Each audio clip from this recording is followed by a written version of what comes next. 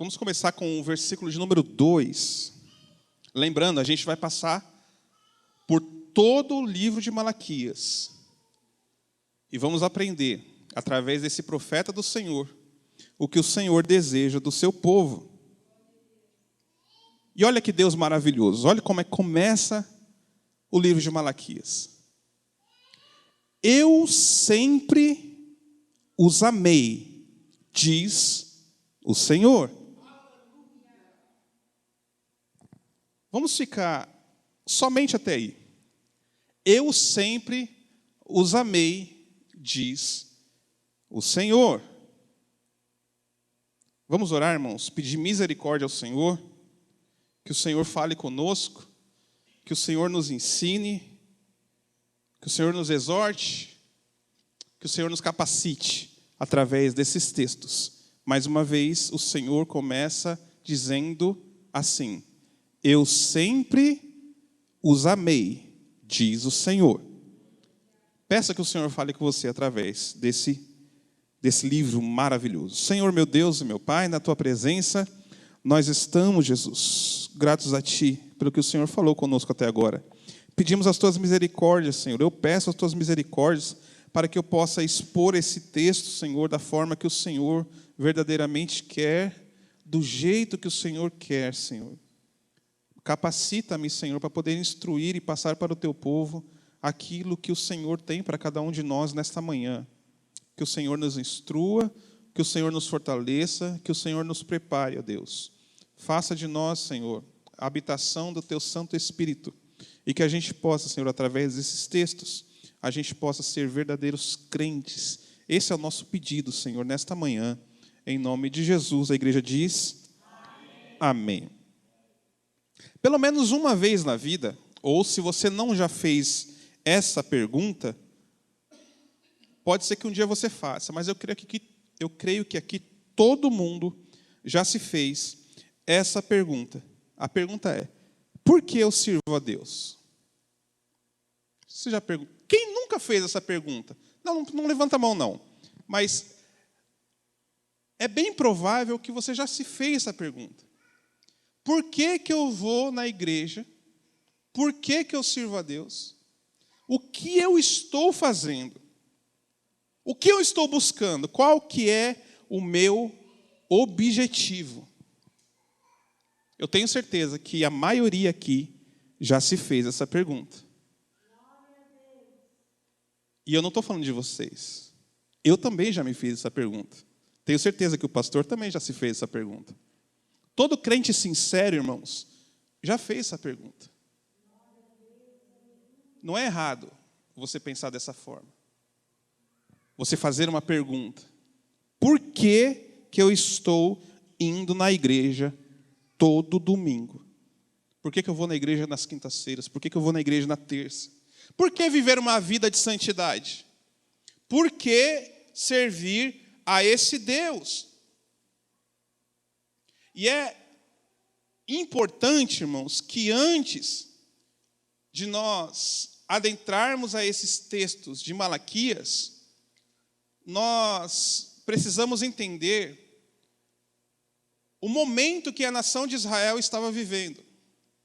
Se nós voltarmos lá atrás, eu vou ter que tomar aqui uns 5 minutos só para contextualizar o livro, para que a gente possa, quando entrar no livro, a gente entender o que Deus quer falar através do livro. Veja só, a nação de Israel começa lá no chamado de Deus para Abraão.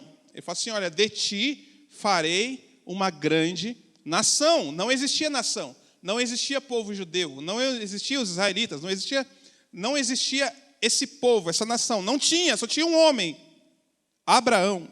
E o Senhor faz uma promessa a Abraão que ia lhe dar um filho. E nasce o filho. Desse filho nascem 2 filhos. Pode tirar o versículo. Esaú e Jacó. E de Jacó nascem 12 patriarcas. Dos 12 patriarcas vai se estabelecendo a nação de Israel. O Senhor os tira da terra onde eles estão e os levam para o Egito. Lá eles, no início, vivem uma vida próspera, por causa de José. Deus abençoa José e através da bênção de José, Deus abençoa os seus irmãos, abençoa os seus pais, mas aquela geração se passa, surge um novo faraó, e esse faraó agora escraviza esse povo. Por 400 anos esse povo vai sofrer na mão desse novo faraó. Deus levanta um libertador, Moisés. Ele vem, tira o povo do Egito e vai levar o povo para a terra de Canaã, terra onde mana leite e mel. Deus faz os milagres, tira o povo do Egito e leva para Canaã. Moisés morre, vem Josué e finaliza ali o percurso até Canaã, né? Moisés não chega a pisar na terra prometida, ele só vê a terra de longe, né? Então vem Josué e termina de levar o povo até a terra prometida. Passa-se a geração de Josué e vem o período dos juízes. O povo se rebelando contra Deus, fazendo aquilo que Deus não queria que eles fizessem. Eles começam a adorar a outros deuses, e a Bíblia diz que Deus levanta juízes para orientar o povo, para dirigir o povo. E nesse período, enquanto o juiz estava dirigindo o povo ia bem. O juiz morria, aí o povo voltava a fazer todas as coisas erradas que estavam fazendo antes. Então, Deus levanta o último juiz, vindo de um milagre através de Ana. Ela ora e Deus responde a oração e dá Samuel, o último juiz. Ele se levanta e dirige a nação de Israel. A partir de Samuel, agora vai vir um período de monarquia, os reis de Israel. Vem primeiro Saul e depois Davi. E em Davi o povo de Israel se estabiliza como uma nação forte, como uma nação com um líder temente a Deus, e a partir disso se estabelece a monarquia no período dos reis, né? Aí Davi morre, vem o seu filho Salomão. Salomão começa muito bem, ergue um templo e honra e glórias ao nome de Jesus, ao nome do Senhor, aonde ali o povo de Deus tem agora um lugar para ir adorar ao nome do Senhor. E ali, na inauguração daquele templo, foi uma bênção, a gente já falou sobre isso. O povo adorou ao Senhor e ali o Espírito do Senhor, a glória do Senhor se manifestou. Mas passado algum tempo, esse rei, que outrora era um rei segundo o coração de Deus também, ele se rebela contra o Senhor, e ali por causa da sua desobediência, Deus vai dividir o reino de Israel em reino do norte e em reino do sul. Agora as 12 tribos estão divididas. 10 tribos ficaram para o norte e 2 tribos para o sul. E agora vem reino após reino. Um rei faz o que o Senhor agrada, depois vem outro, faz o que o Senhor desagrada, e ali vira uma bagunça, irmãos. E Deus fala assim, não, eu não me agrado mais de Israel, vou mandar uma nação contra Israel, para que o meu povo aprenda a adorar somente a mim. Então Deus envia Nabucodonosor, ele destrói aquele templo que Salomão levantou, em honra e glórias ao nome do Senhor. Agora vem Nabucodonosor, destrói o templo, destrói os muros de Jerusalém, leva o povo para o cativeiro babilônico, e ali eles ficam 70 anos por causa da desobediência do povo. Mas o Senhor levanta ali os seus profetas, né? Levantou Isaías, levantou Jeremias, levantou Micaías, profetas que iam alertando o povo da desobediência. Olha, não desobedeçam o Senhor, porque senão o Senhor pesará a mão sobre vocês. E eles desobedeceram o Senhor e foram para o exílio babilônico. Ali eles ficaram 70 anos. Passados 70 anos, já havia uma profecia que Deus os tiraria de lá e levaria de novo para Israel. E assim Deus o fez. Nós estamos agora já no livro de Neemias, quando Neemias pede autorização do rei para voltar e reconstruir os muros, reconstruir as portas de Jerusalém. E o rei Artaxerxes dá a ordem para Neemias ir lá organizar as coisas para que depois o povo voltasse. Enfim, o povo volta e começa a viver de novo em Jerusalém, em Israel. Mas mesmo voltando do cativeiro, que agora é dominado pelos persas, o povo volta para Jerusalém, mas ainda está sob domínio persa. Passados 100 anos, chegamos ao livro de Malaquias. Por que eu contei toda essa história? Para que a gente entre no texto vendo o porquê das coisas.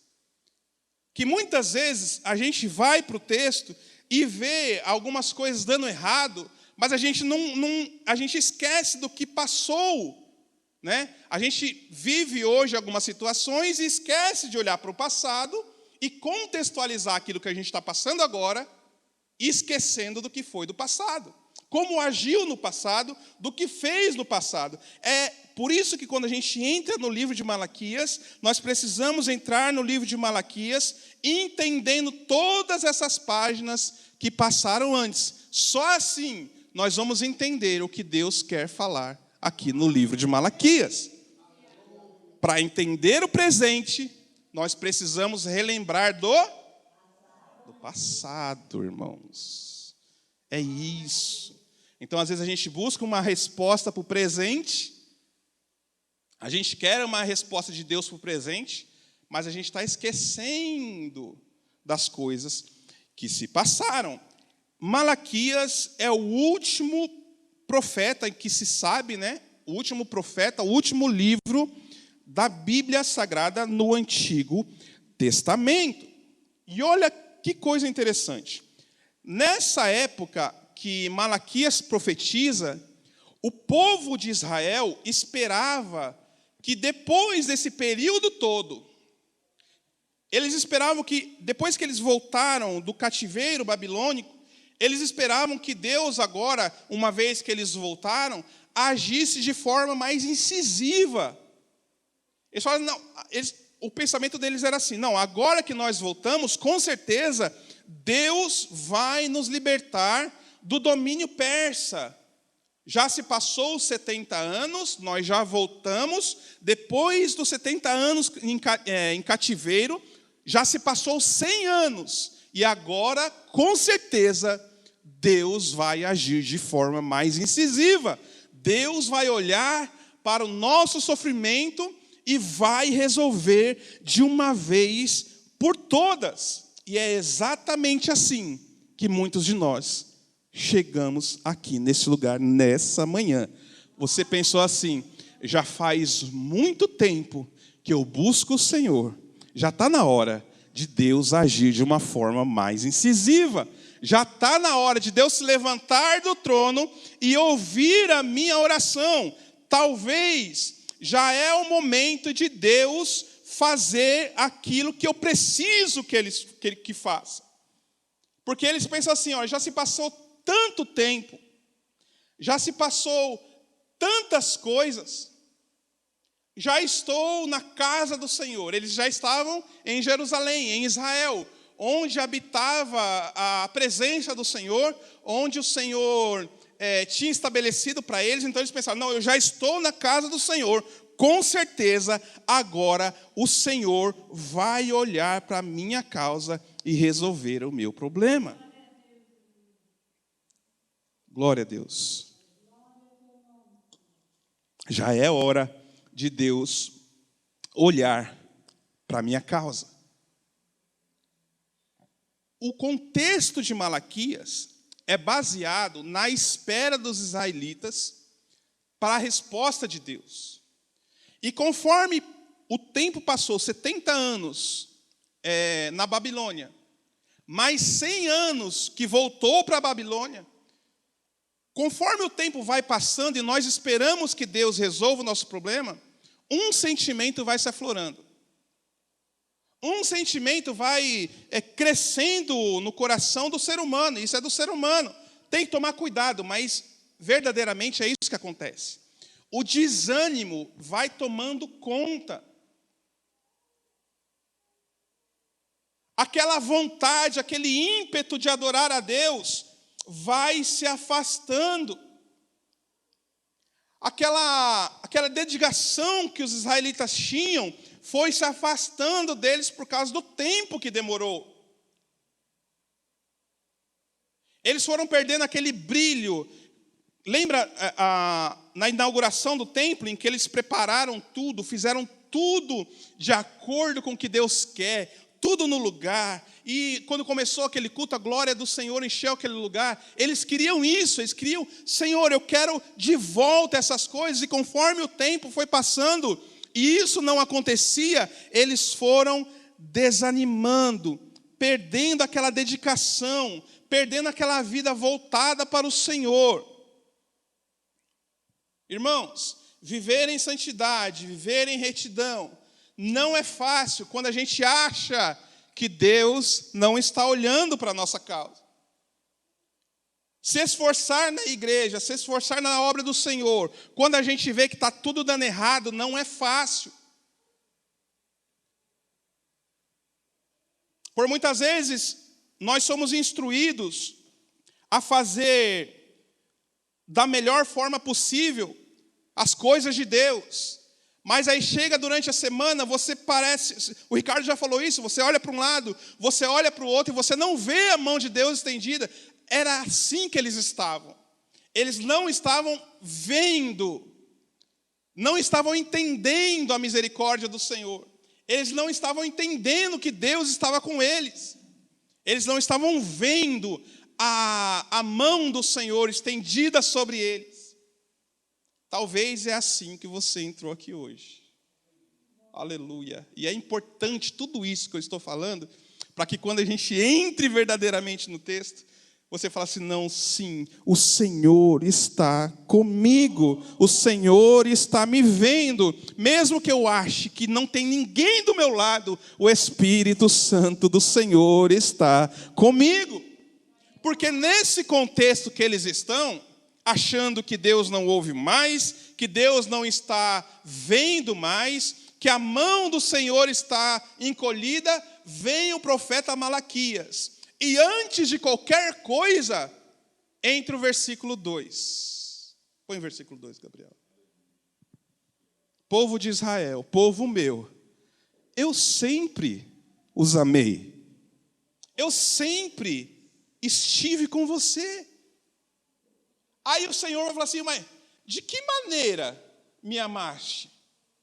Pode tirar aí, Gabriel. Acho que a gente vai ficar só nesse versículo hoje. Eu sempre os amei. Aí o povo pergunta, mas como o Senhor tem me amado? Nós estamos desanimados, porque faz muito tempo que as promessas não se cumprem. Faz muito tempo que as coisas não vão bem, as coisas não acontecem. Aquilo que a sua palavra diz que vai acontecer na minha vida não está acontecendo. Como que eu posso entender que o Senhor me ama? Eu estou desanimado, eu estou desgastado, pressionado de todos os lados. É interessante que o apóstolo Paulo, em 2 Coríntios, capítulo 4, ele diz assim, olha, de todos os lados estou sendo pressionado. Mas ele diz assim, olha, pressionado, mas não desanimado. Esse é o ponto-chave do Filho de Deus. Ele verdadeiramente é pressionado de todos os lados. O pastor falou da perseguição da Índia. Os irmãos lá estão sendo pressionados. Mas a igreja, quanto mais pressionada, mais adora o nome de Jesus. Você quer ver a igreja crescer? Persegue ela. Todas as vezes que a igreja, os servos do Senhor eram pressionados, perseguidos, mais a igreja crescia, mais o povo se santificava, mais o povo buscava, os verdadeiros cristãos, quanto mais perseguidos, mais fiéis a Deus. Pressionados de todos os lados, porém não desanimados. Às vezes, por causa das tribulações do dia a dia, ficamos perplexos, mas não nos desesperamos. Somos perseguidos, mas não abandonados. Às vezes abatidos, porém não destruídos. O versículo 16 diz assim, por isso nós não desanimamos, embora exteriormente estejamos desgastados, mas interiormente nós estamos sendo renovados dia após dia. E é assim que começa. E Deus já chega falando no começo do livro: povo meu, eu os amo. Só que a gente olha e fala assim: Senhor, como é que o Senhor me ama e as coisas não vão bem? Como o Senhor diz que me ama, mas as coisas parecem parece que eu estou em vários caminhos e nenhum dos caminhos está dando certo. Eu sou o servo do Senhor, o Senhor precisa ouvir a minha oração. Aí eu preciso te lembrar de Paulo. Paulo tinha um problema, e ele vai orar ao Senhor, pedindo para que o Senhor tire esse problema da vida dele. Aí você pensa assim: não, Paulo, homem de Deus, profeta do Senhor, apóstolo de Cristo, ele orou, com certeza Deus vai responder. Não, Deus falou: Paulo, vai continuar com o problema, e a minha graça te basta. Eu sempre os amei. O Senhor começa assim o texto. Mas, Senhor, aonde o Senhor tem nos amado? O amor de Deus não significa a ausência de problemas. Deus amava o povo de Israel, mas você viu e ouviu um breve resumo de toda a história do povo de Israel. Toda essa história os trouxe aqui ao livro de Malaquias. E agora o Senhor vai tratar com esse povo. E para o povo entender, a primeira lição que eles precisam entender é que, apesar do que está acontecendo, apesar de mais de 100 anos ter voltado do cativeiro e ainda estar sob domínio dos persas, apesar disso, eu ainda os amo. Você pensa assim: mas tudo está dando errado. Mas o Senhor diz: eu te amo. Não está indo, a minha empresa não está indo como eu imaginei. E o Senhor diz: mesmo assim, eu te amo. Glória a Deus, aleluia. Lembra aquela pergunta que eu falei que a gente sempre não, né? Mas pelo menos uma vez a gente já fez na vida? Por que eu sirvo a Deus? Lendo esse versículo, a gente tem a resposta. Porque primeiro Ele nos amou. Por que eu venho no culto adorar a Deus? Porque primeiro Ele me amou. Por que eu abro minha boca para louvar ao Senhor? Porque o Senhor primeiro me amou. Aí você fala assim, muitos falam assim: não, mas isso aqui é Antigo Testamento. Isso aqui não era para a igreja. Tá bom, então vamos para o Novo Testamento? Abra sua Bíblia. Em Efésios, capítulo 1. Versículo 4, diz assim: porque Deus nos escolheu antes da criação do mundo. Veja que Deus não escolheu a gente quando Jesus veio. Ele não escolheu a gente quando Ele mandou os profetas em Israel. Ele não nos escolheu quando mandou os reis em Israel. Ele não nos escolheu quando mandou os juízes. Ele não nos escolheu quando mandou Moisés e Josué. Ele não nos escolheu em Abraão. Ele não nos escolheu quando criou o mundo. A palavra de Deus nos diz que Deus nos escolheu nele antes da criação do mundo. Para quê? Para sermos santos, para sermos irrepreensíveis em sua presença. Ele não nos escolheu para que a gente não tenha problema nenhum, para que a gente viva uma vida de riquezas da terra. Não, Ele nos escolheu para sermos santos. Aqui tem pessoas, ou todos que estão aqui, foram escolhidos por Deus antes da fundação do mundo, para, apesar dos problemas, ser santo e irrepreensível na presença do Senhor.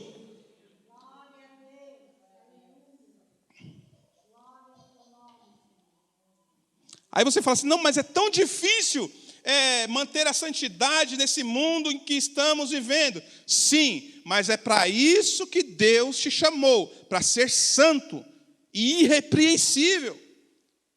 Não é para os problemas que acontecem com a gente no dia a dia tirar a nossa santidade. Não é os problemas que acontecem no dia a dia tirar a nossa comunhão com o Senhor. Nós fomos chamados para vivermos em comunhão com Deus, independente do que acontece no dia a dia.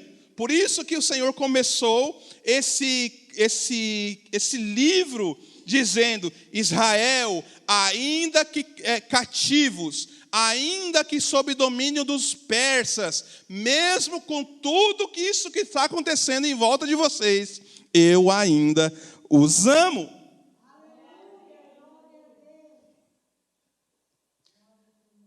Eu não sei quem me mandou um vídeo essa semana ou semana passada, não sei se foi a Thaís ou a Carol, que uma pessoa estava pregando lá, e ela falando de coisas, de renúncia, de santidade. E tem, na verdade, um outro vídeo, eu até postei, tive que repostar essa semana. A pessoa falando assim, uma pregadora muito famosa hoje, ela fala assim: se eu ficar falando do que a Bíblia diz, isso não dá engajamento, isso não dá like. Se eu ficar postando os versículos da Bíblia, isso não vai me trazer benefícios. Por isso que eu prego do jeito que eu prego. Ou seja, eu vou pregar do jeito que vai me dar benefícios.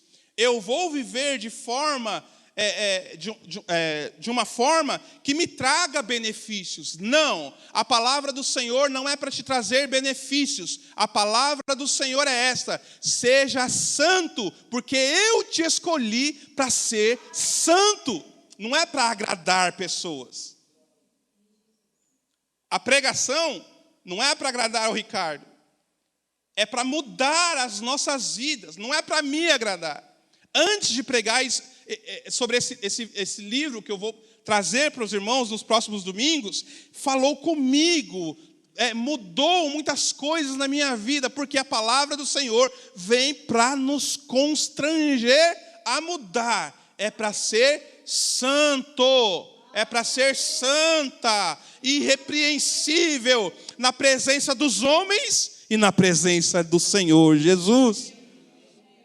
É que hoje as palavras são superficiais, já prestou atenção? A pessoa fala, mas ela mesma não acredita naquilo que está falando.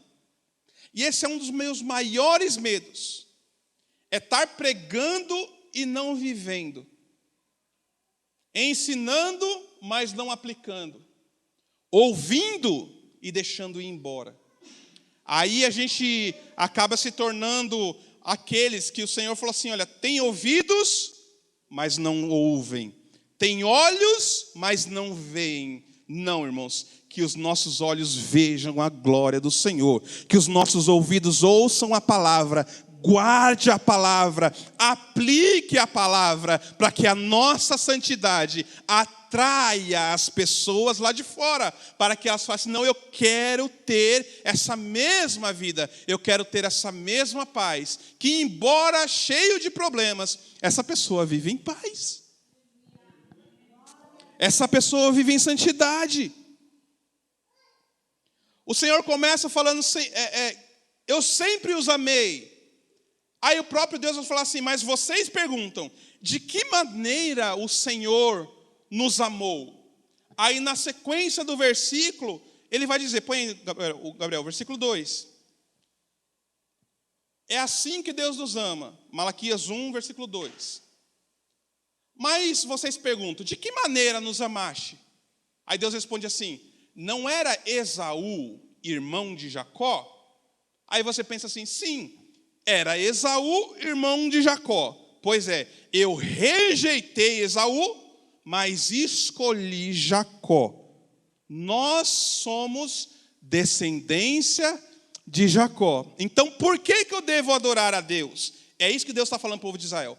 Por que vocês têm que entender que eu te amo? Por quê? Porque eu vos escolhi. Esse é o maior motivador do crente. Quando você pensar assim, por que eu vou na igreja hoje? Você mesmo responde, porque o Senhor primeiro me amou.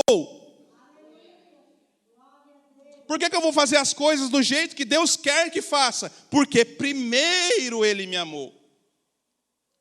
Aí você pergunta, Senhor, mas eu não estou vendo esse amor. A gente acaba se identificando com Gideão, né? Em Juízes 6:12, o anjo do Senhor aparece para Gideão e diz assim, ó, o Senhor está com você, Gideão. Aí Gideão responde, ué, mas se o Senhor está comigo, por que está acontecendo tudo isso?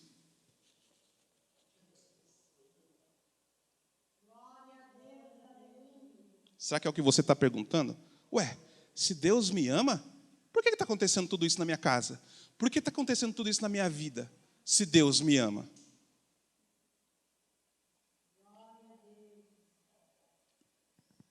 A prova que Deus te ama é essa, que Ele te escolheu antes da fundação do mundo.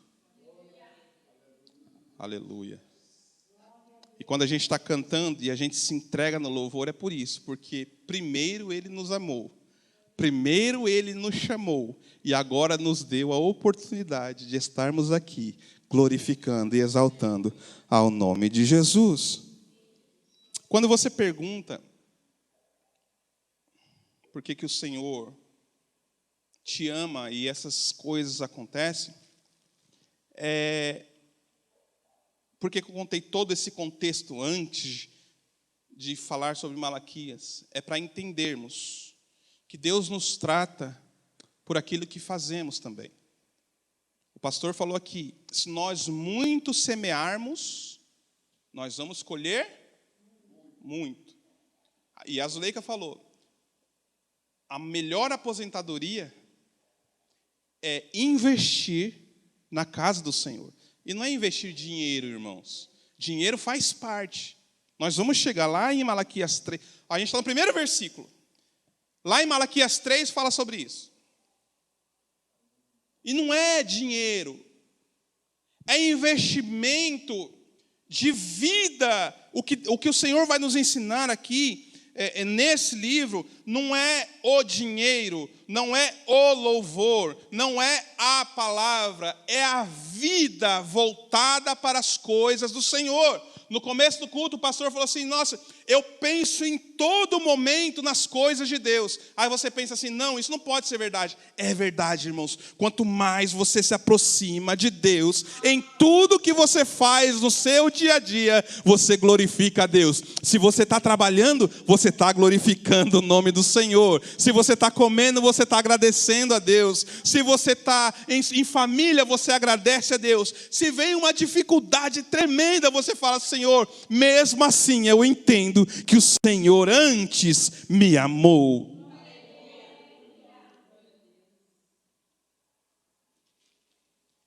O livro de Malaquias é isso, é sobre vida com Deus, não é momento com Deus, não é uma hora com Deus, e sim vida com Deus. Eu sempre os amei quando vocês estavam escravos no Egito. Eu sempre os amei quando vocês foram libertos do Egito. Eu sempre os amei quando vocês me desobedeceram no deserto. Eu sempre os amei quando mandei maná. O problema é que a gente esquece que por causa das nossas desobediências, algumas vezes vem o castigo de Deus. E o castigo de Deus não é porque Deus deixou de nos amar. Ao contrário disso, o Senhor castiga aquele que Ele ama. O Senhor não deixou de amar Israel quando eles chegaram em frente ao muro de Jericó e falaram assim, agora como é que a gente vai passar por esse muro? Não, Deus estava ensinando o povo de Israel a ser dependente do Senhor, porque quando você é dependente do Senhor, nem muro extremamente largo pode parar o crente que é extremamente dependente do Senhor. Deus está deixando esse muro enorme na sua frente para você falar assim, o muro é grande, o que eu vou fazer? Não vou tentar destruir o muro, eu não vou combater o muro, não, eu somente vou continuar caminhando na presença do Senhor, tocando hinos, cantando hinos, louvando ao Senhor, com todo o fôlego que eu tenho, com todos os pulmões que eu tenho, com toda a minha força, eu vou continuar adorando ao Senhor, porque no tempo que Deus quiser, Ele vai derrubar esse muro, e eu vou passar por cima adorando ao nome de Jesus. Isso é entender que o Senhor sempre nos amou. O amor de Deus deve ser a nossa maior força, o nosso maior motivador. Deve ser a maior força que o homem da casa tem, que a mulher da casa tem, que o filho tem, para se tornar marido melhor, esposa melhor, filho melhor, de forma que agrade o Senhor. Por quê? Porque primeiro o Senhor nos amou. Entenda isso, para que quando a gente entrar verdadeiramente no livro de Malaquias, você esteja com esse pensamento. O Senhor está falando comigo, o Senhor está me repreendendo, me ensinando, mas é porque Ele me ama. Eu preciso que você entenda isso, para depois a gente passar os textos, os ensinamentos que Malaquias vai nos trazer. Você olha para um lado, olha para o outro e não vê saída. Saia daqui com essa palavra. Não vejo saída, mas o Senhor me ama. Eu não vejo solução, mas o Senhor me ama. Eu não sei o que vai acontecer amanhã, mas o Senhor me ama. E se o Senhor me ama, é Ele quem está guiando. Se Ele está guiando, eu posso até passar por um vale de sombra da morte, mas eu sei que o Senhor me ama e está cuidando de mim. A gente precisa entender isso, irmãos. E mesmo com erros do passado, o Senhor vem e fala assim, olha, eu te amo e deixa que eu conduzo a sua vida. Deixa que agora eu tome a frente, porque quando o Senhor toma a frente, irmãos, Ele vai abrindo caminhos, Ele vai dando um melhor escape, e no tempo certo, no tempo devido, Deus vai agir em seu favor. Antes de Deus agir em favor dos israelitas, Ele precisou falar algumas coisas. E olha só, não vou ler textos, mas olha o que nos aguarda no livro de Malaquias. Deus rejeita o seu povo por causa dos sacrifícios deles.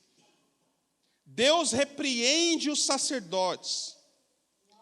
A infidelidade do povo de Deus. O dia do julgamento. O povo de Deus roubando a Deus. E no final, o dia do Senhor. Antes de Deus falar mais incisivo com o povo, parece meu pai. Meu pai era assim. Quando a gente desobedecia e ele ia dar uma surra na gente, ele falava assim, ó, papai te ama, mas você vai apanhar. Deu para entender? Deu para entender, irmãos? Então, antes de o Senhor repreender verdadeiramente o povo, Ele diz, eu vou repreender, mas eu os amo. Então, venha domingo preparado.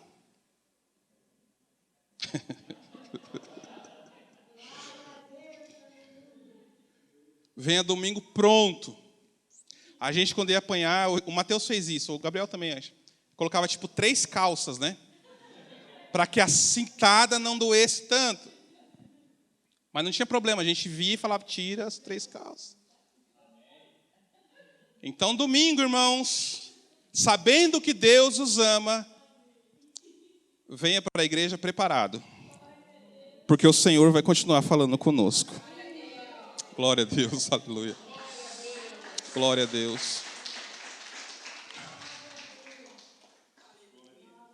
E vai acabar rápido, né? Porque a gente só falou de um versículo hoje.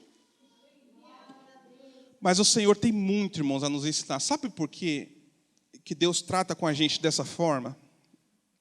Porque, ao contrário do que as pessoas dizem, nós não pregamos o evangelho por engajamento. Nós não pregamos o evangelho para agradar. Nós pregamos o evangelho para sermos transformados, irmãos. Imagine você, o dia que a trombeta do Senhor tocar, vai ser mais ou menos como foi na pandemia. Em vários lugares, muitas pessoas morrendo, muitas pessoas perecendo, mas aqui o Senhor guardou todo mundo. Que seja assim também na volta do Senhor. Quando a trombeta tocar, a gente olha para o lado e vê todos os irmãos sendo transformados num abrir e num momento, num abrir e fechar de olhos, e a gente suba ao encontro do Senhor, junto com a irmã Deise, junto com a irmã Aline, junto com o nosso irmão querido, junto com o Hélito, a gente olhando todos nós, subindo para a presença do Senhor. Por quê? Porque nós sofremos aqui as marcas de Cristo e aprendemos o evangelho do jeito que ele é, para nos ensinar, irmãos, a sermos santos e irrepreensíveis na presença do Senhor. Domingo que vem a gente volta nesse maravilhoso texto. E se os irmãos quiserem, não, leiam o livro de Malaquias para ver o que o Senhor vai nos falar. Provavelmente algumas coisinhas vocês não vão entender, mas a partir de domingo a gente vai esclarecendo para os irmãos. Amém? Fique de pé em nome de Jesus, vamos agradecer a Deus. Saindo daqui, entendendo que Deus me ama, eu já tenho uma semana melhor, porque eu sei que Deus vai conduzir a minha semana da forma que Ele quer.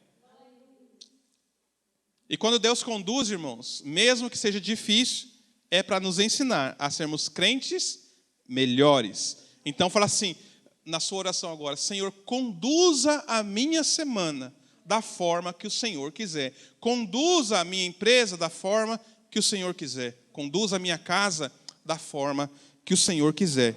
Ore assim: Senhor meu Deus, meu Pai, Senhor, somos gratos a Ti por essa palavra, Senhor. Obrigado, Senhor, por dizer e nos mostrar que nos ama. Obrigado por nos mostrar que o Senhor nos escolheu. Senhor, nessa manhã nós entendemos, Senhor, que apesar das dificuldades, das tribulações do dia a dia, o Senhor nos ama e cuida de cada um de nós. Senhor, colocamos a nossa semana nas Tuas mãos, colocamos as nossas famílias nas Tuas mãos, o nosso trabalho, Senhor. Tu sabes, Senhor, da necessidade de cada um dos Teus filhos. Eu peço que o Senhor conduza, Senhor, o trabalho de cada um de nós, ó Deus. Senhor, também conduza, Senhor, as nossas casas, Senhor, os nossos filhos, Senhor, os maridos desse lugar, as esposas deste lugar, as crianças, Pai. Abençoe cada um de nós, nos guarda, Senhor, nos protege, nos guia, nos fortalece, ó Deus, para que domingo nós possamos estar aqui novamente, para que terça os irmãos possam estar aqui, para que quinta nós possamos estar aqui também te adorando, Senhor. Nos ajuda, Pai, nos guarda, Senhor, protege cada um de nós, para que nós sejamos santos e irrepreensíveis na Tua presença. Esse é o nosso pedido, essa é a nossa oração, e nós te agradecemos em nome de Jesus. A igreja diz: Amém. Amém, glória a Deus.